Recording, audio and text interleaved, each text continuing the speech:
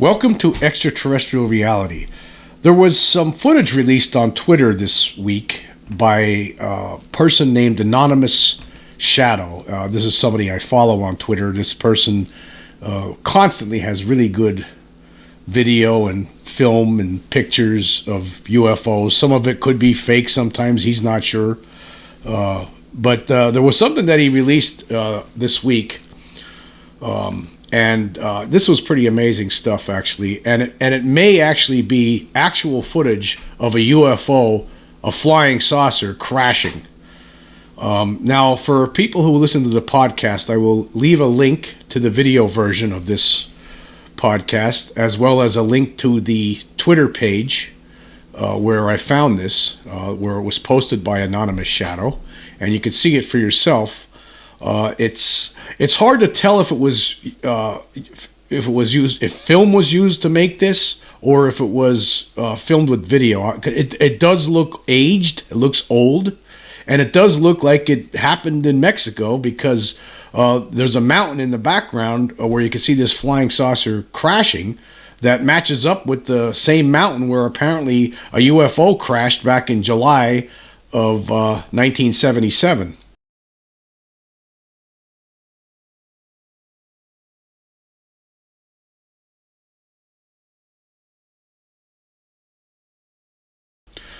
There was a story, and we're going to get into that in a second here.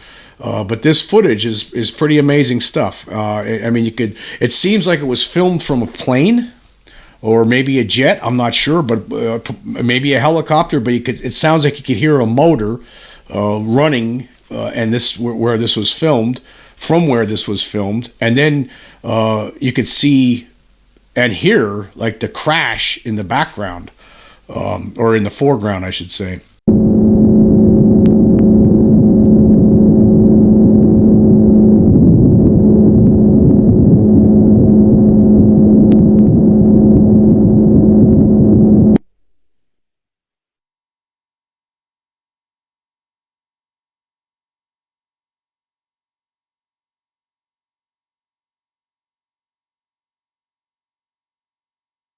Once this thing lands, and there's a close-up of it too, this little video segment. It's only a few seconds long, but it's pretty clear. It's a flying saucer, and there's a smoke trail behind it, and it goes, basically it's out of control. It's going back and forth, and then it disappears behind a mountain range, and then you could hear it crashing.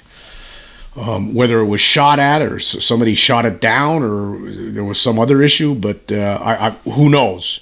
But anyway, there was an article that I dug up on this, and it was from a site called Mexico Unexplained, the Pueblo UFO crash of 1977. And before I get into this article here, I just want to point out that now Anonymous Shadow had posted this on October 2nd. And I don't know where he got it from. He didn't say where he found this footage. A lot of times, people there's a lot of different Twitter users that come up with some really interesting stuff all the time, and Anonymous Shadow is most certainly one of them. Again, like I think sometimes some of the stuff that he comes up with, it could be CGI or something, but I'm not sure about this one. This one looks like it could possibly be real. I'm not saying it is real, but let me just say that it's very intriguing, to say the least, I must say. But anyway, he posted this, and then somebody on Reddit, and I will also leave the link to this Reddit discussion about this. There was a Reddit discussion that was started not long after this was posted, and somebody, one of the users, Late Coat 1971, posted, "I think you may have struck gold with this. This seems to be the missing footage from the July 29th, 1977 UFO crash in Puebla, Mexico." And he also wrote that the mountains look like Pico de Orizaba. And this person actually posted pictures of, you could see this mountain in the background, with a snow-capped mountain in the background, and it matches up pretty good with a recent picture of this mountain, this Pico de Orizaba, near where this alleged crash happened back in 1977. And then Lake Coat also wrote, "The footage was never released or or was taken by the Army. There was a crew from Televisa near the site recording a movie in 35 millimeter film. Also, it was early in the morning, and a lot of people, I don't know, he must have made a mistake here. A lot of people must have saw it for a few minutes. This is a very interesting and needs to be analyzed. Well, now here's an article. Now, apparently there was a film crew there that did capture something, but apparently that video was already released a long time ago. But this is something different. I mean, you obviously see a flying saucer. Apparently this footage that was filmed by this film crew back in the day was showed like something you couldn't really tell what it was. And it didn't show it crashing. But anyway, here's an article that was from Mexico Unexplained, called The Pueblo UFO Crash of 1977. I'm going to read some of this. It says, July 29th, 1977 was an ordinary morning for Miguel Cruz, who owned a small plot of land outside the village of Jopala in the northern part of the Mexican state of Puebla. He got up, had a small breakfast, and left his house to start his daily activities. Suddenly, he began hearing loud, thundering sounds overhead, even though it wasn't supposed to rain that day. Cruz told an investigator, "Then I looked up and I saw those burning pieces falling from the sky. They looked very hot. One piece fell very close and I even thought it was going to hit my head. When I determined that the piece cooled off, I picked it up. That fragment of red-hot metal had even damaged a concrete floor when it fell from the sky. When the piece was cold enough, Cruz wrapped it in some sacks and took it to the church of Jopala to give it to the priest. The priest did not want to keep it and handed it over to the municipal president, Don Antonio Hernandez Garcia, who kept it until he could figure out what to do with it. Other people from Jopala and the nearby towns began finding other fragments of metal related to this same event. Was this somewhat remote part of Puebla part of some debris field of the breakup of some extraterrestrial craft? The northern part of the Mexican state of Puebla contains some of the most inaccessible and little visited country in all of Mexico. Parts of the state are so remote that they only began to receive European explorers for the first time in the mid-1800s. The heavily forested and mountainous area is very reminiscent of the Pacific Northwest of the United States. As a curious aside, this region of Mexico is home to a legendary creature that is very similar to the North American Bigfoot called the Coatlicus. For more information about the Coatlicus, please see Mexico Unexplained episode blah blah blah. You could check that out when you check out this article. But anyhow, continuing. In this far-off part of Puebla on that July day in 1977, something did fall out of the sky. The humble Miguel Cruz was not the only witness to the aerial lights display, and he was not the only person to find wreckage of what appears to have been a UFO. According to a Mexican publication at the time, an apple seller from San Francisco went into the towns and villages to sell his produce, spread the word that he had seen an actual flying saucer crash. This generated interest from locals who wanted to see if they could find scraps of metal from the wreckage to sell as salvage. Many people from the towns of Bienvenido and Jopala did find strange pieces of metal in the forest. Besides the many eyewitness accounts, on the morning of July 29, 1977, a radar station in the Pacific coastal town of Zioltanillo tracked an unknown object headed to the northeast. Later, the Benito Juarez International Airport in Mexico picked up the same blip on their radar. In the air that morning, the crew of Aerolíneas Argentinas Flight 371, flying their Boeing 707 over the countryside of Oaxaca, called in the object. The airport control tower confirmed their sighting. Strangely enough, the object was also caught on film. Someone had told Mexican film director Abel Salazar that there was an unusual object in the sky. Salazar was on location filming the movie Picardia Mexicana and instructed his cameramen to point their cameras upward. On film, the UFO appears to be a large sparkler crossing the sky. Many of the movie crew just assumed that what they were filming was a comet. By the time this strange craft reached Puebla, some witnesses had reported 3 objects overhead, not just one. Either by explosion or simple breakup, the object or objects eventually crashed in the remote Sierra Norte of the state. As the film footage and eyewitness accounts quickly made it to the press, the event immediately drew interest from local and international UFO researchers. The first formal investigation was made by reporters Fernando J. Tellez, Fausto Rosales, and Pablo Latipa Ortega. Author Alfonso Salazar Mendoza accompanied the three reporters and eventually wrote a book about the incident titled OVNI Estrella en Puebla, or in English, the UFO crash in Puebla.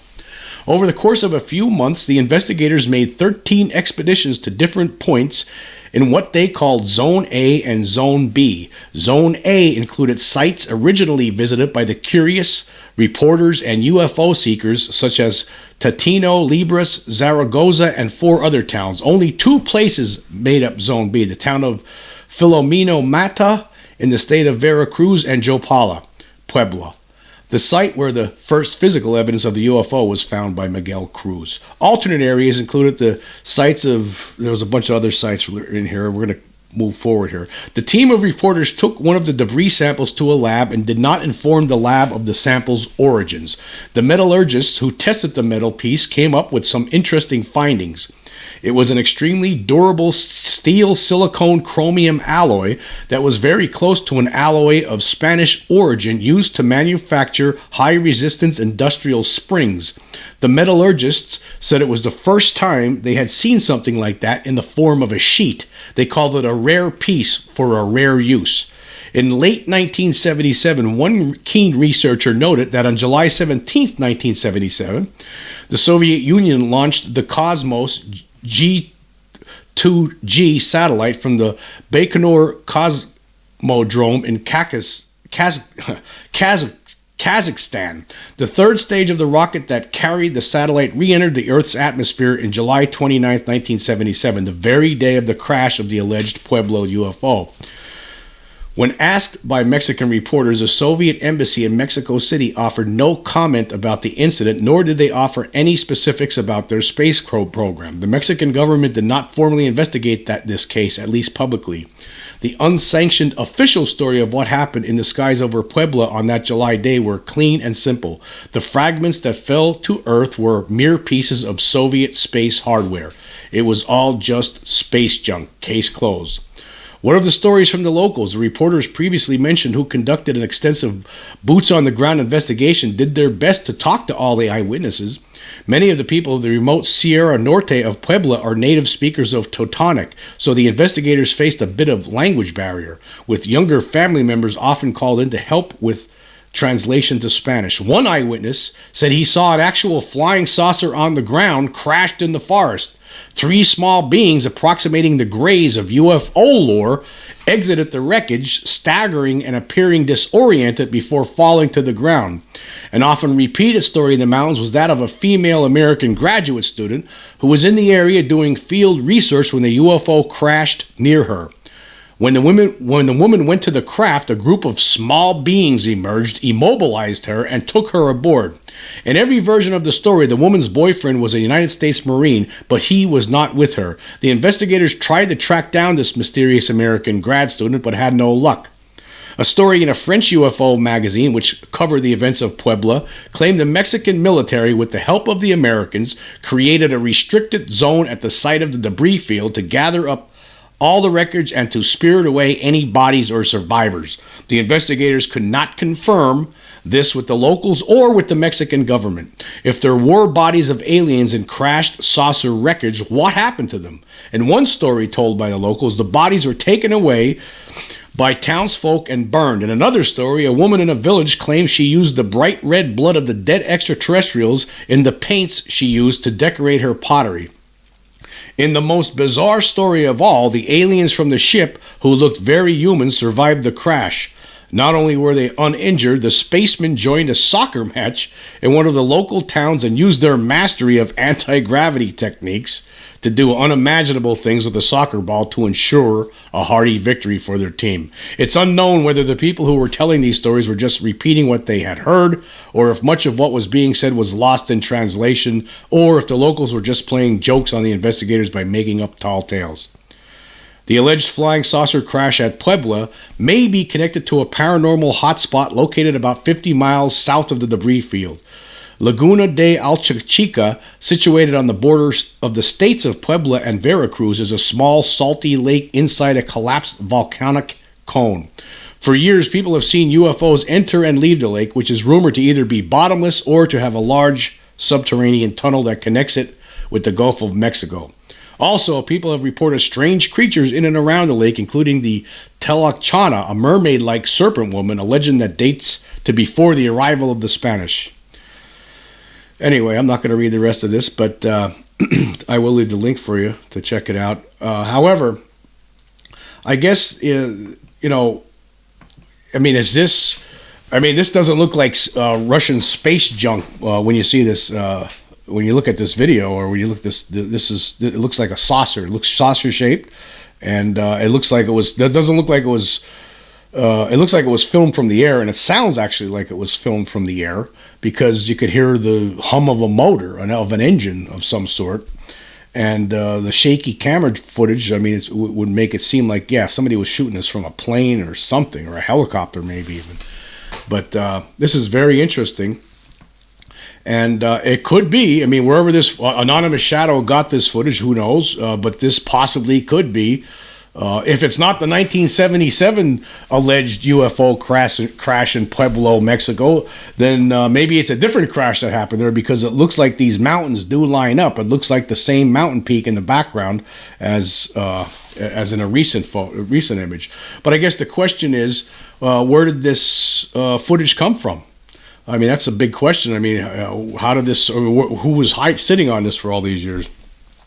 I mean, it's an obvious flying saucer. I mean, when you look at it, did the military, Mexican military, maybe United States military, helping the Mexicans, or maybe both of them were shooting at it to knock it out of the sky, and then film the whole thing, and maybe somebody now is just releasing it to the public somehow? I don't know. Is it a hoax? Maybe. Could be. I don't know. Maybe there is some prosaic explanation to it, but it doesn't look like space junk to me. I mean, it looks like a saucer. I mean, this obviously looks like your traditional flying saucer. That's what it looks like.